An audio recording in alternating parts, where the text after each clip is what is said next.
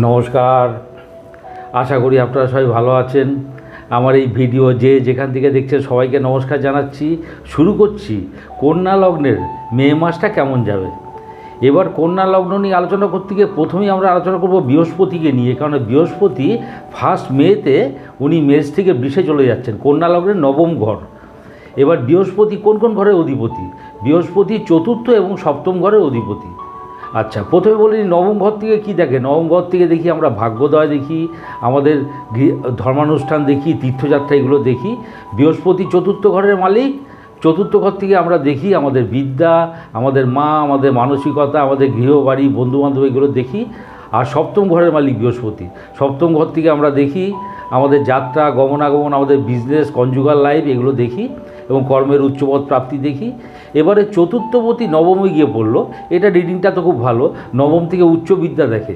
বিদ্যার মানে যেটা নবম মানে গুরুস্থান, যেটা বলে মাস্টার্স আর কি, উচ্চ বিদ্যা প্রাপ্তি এটা বলা যায়। এটা একটা রিডিং।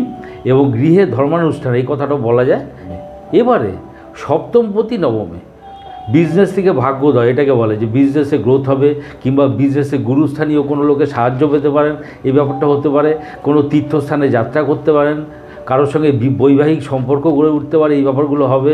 কর্মস্থানে উচ্চপদ প্রাপ্তির সম্ভাবনা আছে, এই ব্যাপারগুলো হবে। এইগুলো হচ্ছে সপ্তমপতি নবমের রিডিং আফটার 1 মে। এবারে ব্যাপারটা হলো যে সপ্তমপতি নবমে এই যে রিডিংটা দেওয়ার সঙ্গে এর সঙ্গে আরেকটা প্ল্যানেটকে আমরা জুড়ে দেবো, সেটা হলো মঙ্গল। কেন মঙ্গল কিন্তু ওই ঘরে মে মাসে পুরো টাইমটাই অবস্থান করবে। মঙ্গল এখন রয়েছে মিনে। মঙ্গল হলো তৃতীয়পতি এবং অষ্টমপতি। তৃতীয়পতি তো খুব ভালো। তৃতীয়পতি সবসময় বাণিজ্যের স্থানে নিজের উদ্যম এগুলো প্রয়োগ করে গেইন করা, ভাগ্যোদয়, কোথাও যাত্রা, কোথাও গমনাগমন, বিবাহ, সব কিছু নিয়ে একটা উদ্যোগের ব্যাপার দেখা যাচ্ছে। Writing ability. আচ্ছা, আরেকটা ব্যাপার হলো যারা কোনো অ্যান্টিকের ব্যবসা করবেন তাদের পক্ষে খুব ভালো। পুরনো ওল্ড জিনিসপত্রের ব্যবসা তাদের পক্ষে খুব ভালো, তারা ওখান থেকে গেইন করবেন। থার্ড লর্ড 7th ঠিক আছে, কিন্তু অষ্টমপতি সপ্তমে বিজনেস সংক্রান্ত কি অষ্টম ঘরটা থেকে আমরা কি দেখি? আমরা দেখি টেনশান, আমাদের সংশয়, ভয়ভীতি এগুলো দেখি, ভাঙাচোরা, ক্র্যাক, ফাটল এগুলো দেখি। বিজনেসের স্থানে কোনো রকম টেনশান হতে পারে। যে ব্যাপারগুলো বললাম আর কি, যে বৃহস্পতিটা গিয়ে যে নবমী গিয়ে যে পড়লো 1 মেতে, এবার তখন মঙ্গলটা ওই ঘরে অবস্থান করছে, মঙ্গলের অষ্টমপতি। এটা কি করবে? বিভিন্ন সংশয় দেখা দেবে। বিজনেসের জায়গায় নানা রকমের সংশয়ের উদ্বেগ হতে পারে। অষ্টম ঘর থেকে চুরি দেখে, কোনো লস টস হতে পারে, এইসব ব্যাপার হতে পারে। কনজুগাল লাইফ বা বিবাহ সংক্রান্ত ব্যাপারে কোনো ডিস্টার্ব হতে পারে, এই ব্যাপারগুলো হতে পারে। কোথাও যাত্রা, সেইখান থেকে কোনো টেনশান তৈরি হতে পারে, এগুলো হতে পারে। তো এই ব্যাপারগুলো কিন্তু খুব একটা অসুবিধা করতে পারবে না। এই জন্যই যে মঙ্গলের অষ্টম ঘরটা কিন্তু অগ্নিরাশি এসে পড়ছে জলরাশিতে। আগুন জলে গিয়ে পড়লে ড্যাম্প হয়ে যায়। বৃহস্পতি দেখো জলরাশির লর্ড গিয়ে পড়লো পৃথ্বীরাশিতে, ওর এমনি একটা সাপোর্টের জায়গা তৈরি হচ্ছে, স্ট্রং সাপোর্ট। এই ব্যাপারটা হচ্ছে খুব একটা অসুবিধা করতে পারবে না। এটা গেল মঙ্গল বৃহস্পতি কম্বাইন করে রিডিং একটা। এবারে শনি কন্যা লগ্নের পঞ্চমপতি এবং ষষ্ঠপতি। পঞ্চমপতি অবস্থান করছে ষষ্ঠে বর্তমানে ওনার অবস্থান। এবার পঞ্চমপতি ষষ্ঠে মানে কি? পঞ্চম স্থান থেকে আমাদের সন্তান দেখি, আমাদের পেট দেখি, এগুলো নিয়ে ঝামেলা। সন্তানকে জড়িয়ে কোনো বিরুদ্ধ পরিবেশ তৈরি হতে পারে, কোনো অসুবিধা হতে পারে।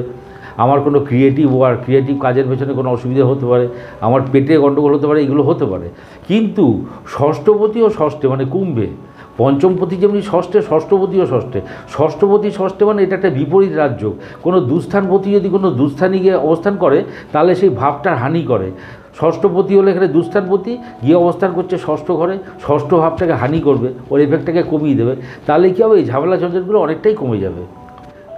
শনির একটা ইম্পর্টেন্ট ট্রানজিট হয়েছে। শনি 6 এপ্রিল বৃহস্পতি নক্ষত্রে এসে পড়েছেন। তাহলে ব্যাপারটা কী দাঁড়ালো? এই যে ঝঞ্ঝাট ঝামেলাগুলো কাটবে, এগুলো কী ওরিয়েন্টেড? মানে বিদ্যা সংক্রান্ত ঝামেলা, মাকে নিয়ে কোনো ঝামেলা, বিজনেস সংক্রান্ত, কনজুগাল লাইফ বা বিবাহ সংক্রান্ত যা ঝামেলা, কোনো যাত্রা গমনাগমন সংক্রান্ত ঝামেলা, যা প্রবলেম হচ্ছে ওগুলো কিন্তু ও কাটিয়ে দেবে। এবার আমাদের আলোচ্য বিষয় হলো শুক্র, দ্বিতীয়পতি এবং নবমপতি। দ্বিতীয় স্থান থেকে আমাদের অ্যাসেট, আমাদের সঞ্চয়, আমাদের স্টোরেজ, আত্মীয় কুটুম্ব এগুলো বোঝায়, আমাদের খাদ্যাভ্যাস এগুলো বোঝায়। আর নবম স্থান থেকে আমাদের ভাগ্য, গুরুর অনুগ্রহ এইসব বোঝায়, ধর্মানুষ্ঠান, তীর্থযাত্রা এইসব বোঝায়। উনি এখন অবস্থান করছেন মেষে, 19 তারিখ পর্যন্ত মেষে থাকবেন। আমার কোনো অ্যাসেট বা ধরুন আমার কোনো সঞ্চয়, সেটা কোনো ব্যাপারে ড্যামেজ হতে পারে। এবং দেখুন দ্বিতীয়পতি যে অষ্টমে গিয়ে পড়লো, সেকেন্ড লর্ড শুক্র, অষ্টমপতি কিন্তু সপ্তমে, এটা বিজনেস সংক্রান্ত ব্যাপারে, বা কোথাও যাত্রা, সেখানে কোথাও যেতে গিয়ে আমার কোনো কিছু ড্যামেজ হতে পারে, কোনো অ্যাসেট বা কোনো কিছু এসব হতে পারে। আরেকটা ব্যাপার হলো নবমপতি অষ্টমে, বিজনেস সংক্রান্ত ব্যাপারে, বা যেটা বলছি বারবার করে, কোথাও যাত্রা, কনজুগাল লাইফ বা বিবাহ, এইসব সংক্রান্ত ব্যাপারে, কর্মস্থানে উচ্চপদ প্রাপ্তি, এইসব ব্যাপার জড়িয়ে আপনার ফেট আপনাকে ব্যাক নাও করতে পারে, এই ব্যাপারটা আসছে আর কি। আচ্ছা, আরেকটা ব্যাপার হলো কোনো চোট আঘাত বা কোনো সমস্যায় ডাক্তারের কাছে যেতে হতে পারে, নবম স্থান থেকে ডাক্তারই দেখে, গুরু দেখে, ও সেটা কি আপনার এই মুখমণ্ডল সংক্রান্ত কোনো প্রবলেম, এবং ট্রিটমেন্ট ভালো হয়ে যাবে।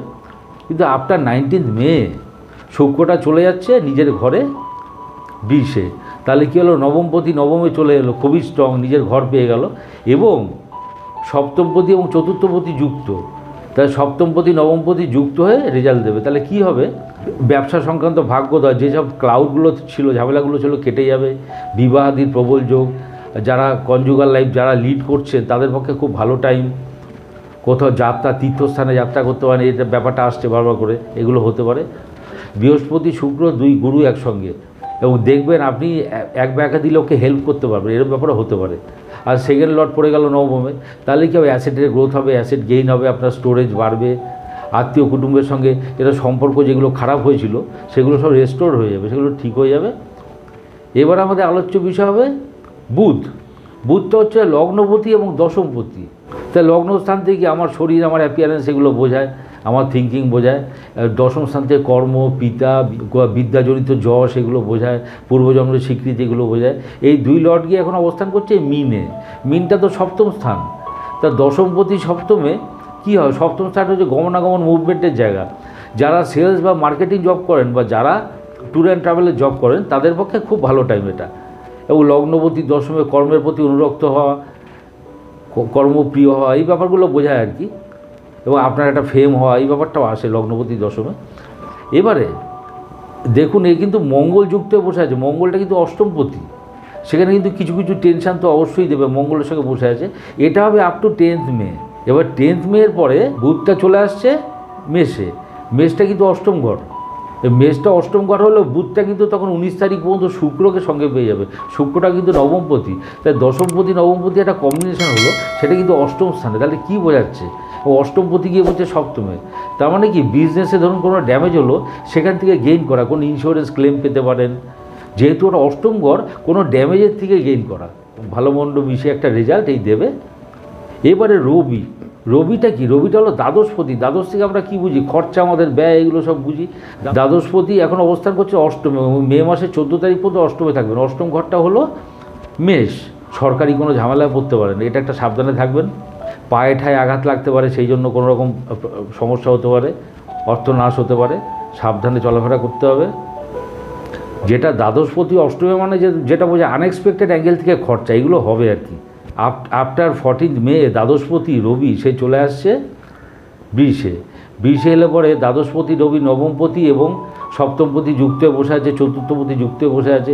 এটা হচ্ছে গৃহবাড়িতে ধর্মানুষ্ঠান, তার পেছনে খরচা, নিজের পেছনে খরচা, নিজের জন্য কিছু ক্রয় করলেন, এই ব্যাপারটা।